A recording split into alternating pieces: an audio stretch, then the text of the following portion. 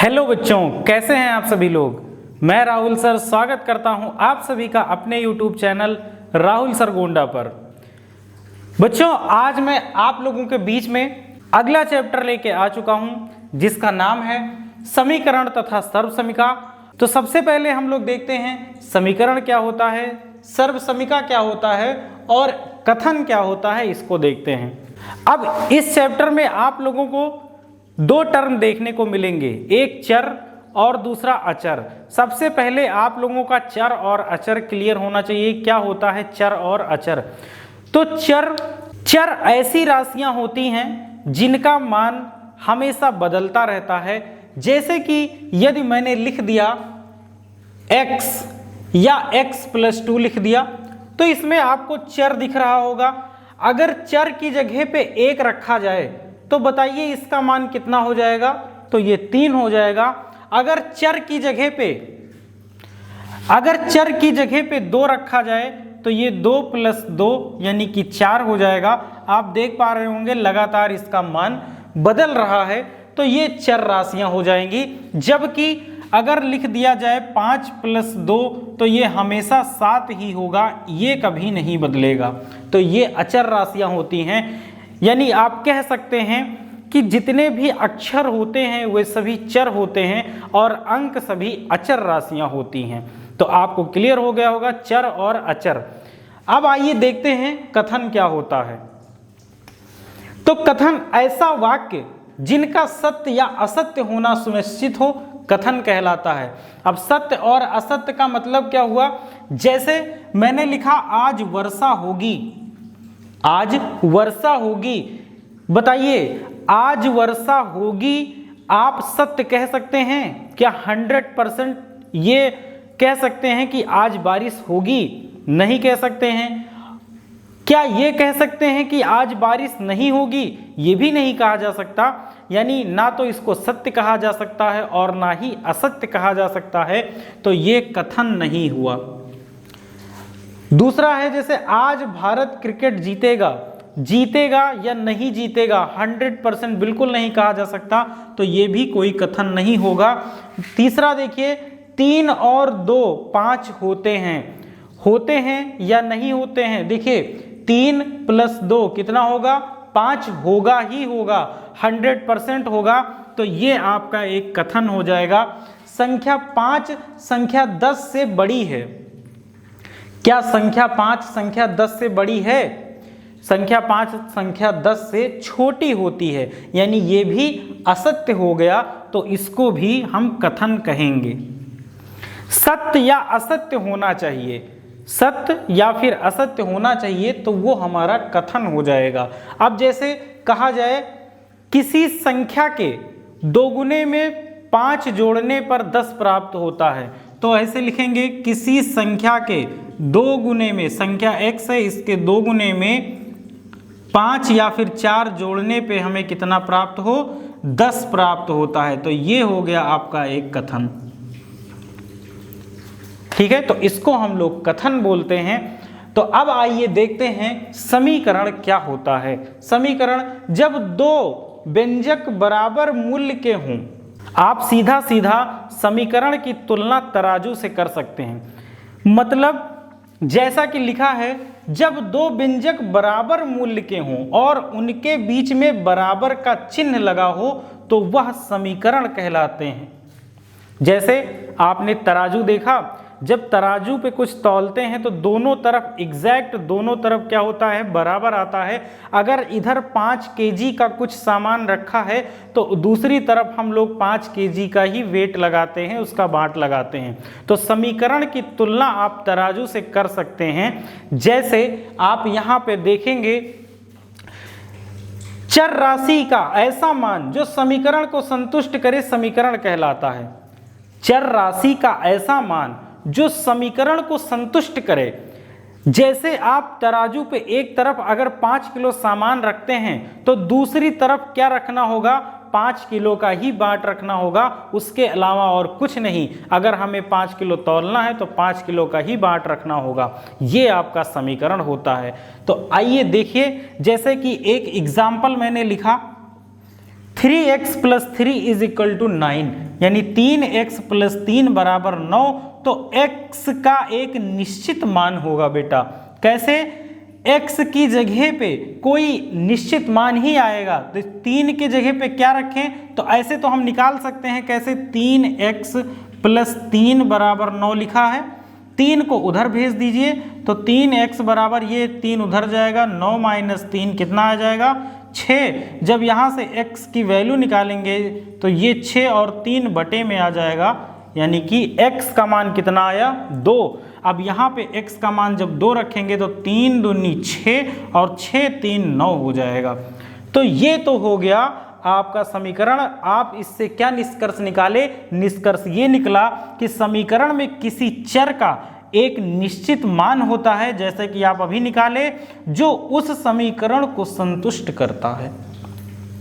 कि कोई भी समीकरण होगा उसमें जो चर राशि होगी उसका कोई एक निश्चित मान ही होगा। जैसे कि मैं अगर यहाँ पे लिखूं कि ये 2x प्लस 5 बराबर 2x प्लस 5 बराबर अगर यहाँ पे 17 लिख दूं तो यहाँ पे x का एक निश्चित मान ही आएगा।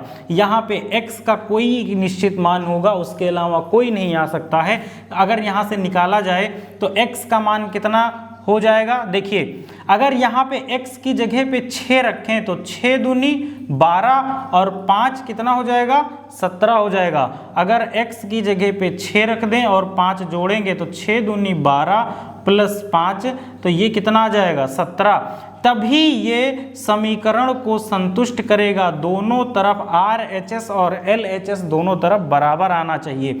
अब इस x की जगह पे आप कुछ ऐसी वैल्यू नहीं रख सकते कि दोनों तरफ 17 ही आए, इसी को समीकरण कहते हैं। आई होप कि आप लोगों को ये समीकरण समझ में आ गया होगा। आइए अब देखते हैं सर्वसमीका क्या होती है। तो आइए देखते हैं अब सर्वसमीका क्या होती है। सर्वसमीका यानी आइडेंटिटी, चर राशि में ऐसा संबंध जिसके दो पक्ष बराबर हों उसको सर्वसमीका कहते हैं। जैसे देखिए, इसमें भी चर राशियां हैं, इसमें भी चर राशियां हैं, दोनों तरफ समान ही लिखा हुआ है, बस इनका रूप अलग अलग लिखा है। कैसे पता करेंगे? जब हम इन चर राशियों पे कोई वैल्यू रखेंगे तो ये दोनों पक्ष हमेशा बराबर आएंगे। जैसे देखते हैं, x की जगह पे सबसे पहले 1 रख के देखते हैं, तो यहाँ पे जब 1 रखेंगे तो x की जगह पे 1 प्लस 2 हो जाएगा। इधर स्क्वायर लगा, इधर स्क्वायर लगा देंगे।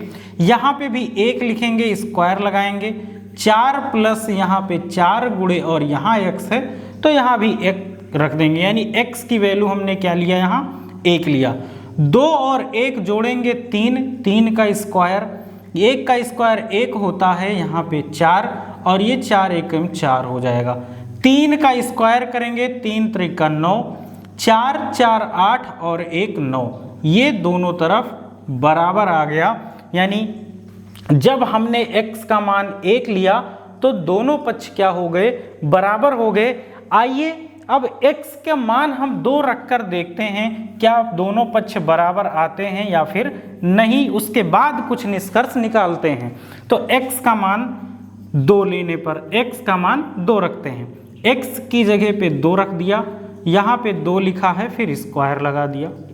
यहाँ पे 2 लिखेंगे, स्क्वायर लगाएंगे, 4 फिर प्लस 4 गुणे x की जगह पे यहाँ भी 2 रखेंगे।